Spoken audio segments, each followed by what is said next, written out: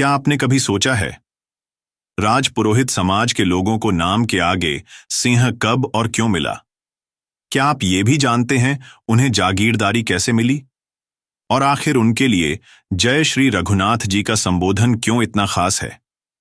आइए आज जानते हैं इस गौरवशाली इतिहास को सरल और साफ भाषा में।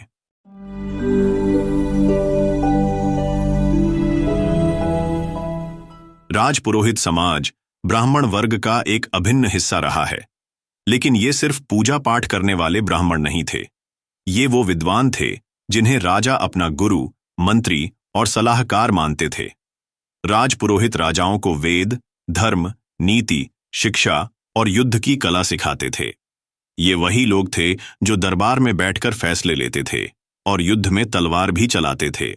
राजपुरोहितों ने कई युद्धों में राजाओं के साथ कंधे से कंधा मिलाकर लड़ाई लड़ी। इनकी वीरता और पराक्रम को देखकर ही राजाओं ने इन्हें सिंह उपनाम दिया। यानी अब ये सिर्फ विद्वान नहीं रहे, ये योद्धा भी बन गए। आपकी जानकारी के लिए बता दें कि राजपुरोहित जाति में भी ऐसे महान योद्धा भी हुए जिन्होंने अपनी मातृभूमि के लिए प्राण दे दिए। राजपुरोहित अखेराजोत वीर गुमान सिंह, राजपुरोहित वीर केसरी सिंह जी, सोमायत जी, राजपुरोहित प्रताप जी, गुरु द्रोणाचार्य और कृपाचार्य। इनकी सेवा और निष्ठा से खुश होकर राजाओं ने इन्हें उपजाऊ जमीनें और कर मुक्त गांव भेंट किए। इन गांवों को डोली और शासन गांव कहा जाता था।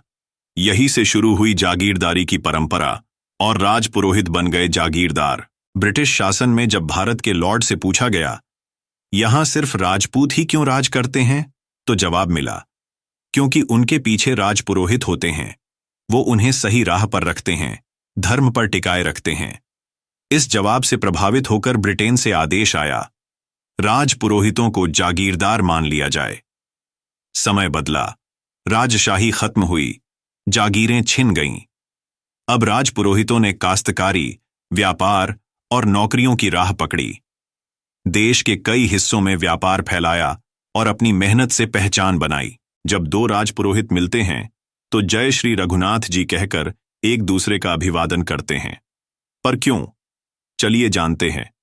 क्योंकि रघुनाथ जी यानी भगवान विष्णु, जिनके कुल में राजा रघु हुए और फिर उसी वंश में भगवान राम का जन्म हुआ। राजपुरोहित समाज भगवान राम और रघुकुल की परंपरा से जुड़ा हुआ है। इसलिए ये अभिवादन सिर्फ एक शब्द नहीं, एक पहचान है। अगर कोई आपको जय श्री रघुनाथ जी कहे तो समझ जाइए वो राजपुरोहित समाज से है, जिसकी जड़ें धर्म, शिक्षा, सेवा और बलिदान में गहराई तक जुड़ी है। राजपुरोहित सिर्फ ब्राह्मण नहीं, ये योद्धा भी हैं, शिक्षक भी हैं और पथ प्रदर्शक भी। इन्होंने धर्म की रक्षा की, राजाओं को राह दिखाई और राष्ट्र की सेवा की। आज हमें फिर से उस गौरव को पहचानना है, उस इतिहास को समझना है और उस परंपरा को आगे बढ़ाना है। अगर आपको भी राजपुरोहित समाज का ये इतिहास गर्व से भर देता है तो इस वीडियो को लाइक और शेयर जरूर करें और नीचे कमेंट करें, जय श्री रघुनाथ जी।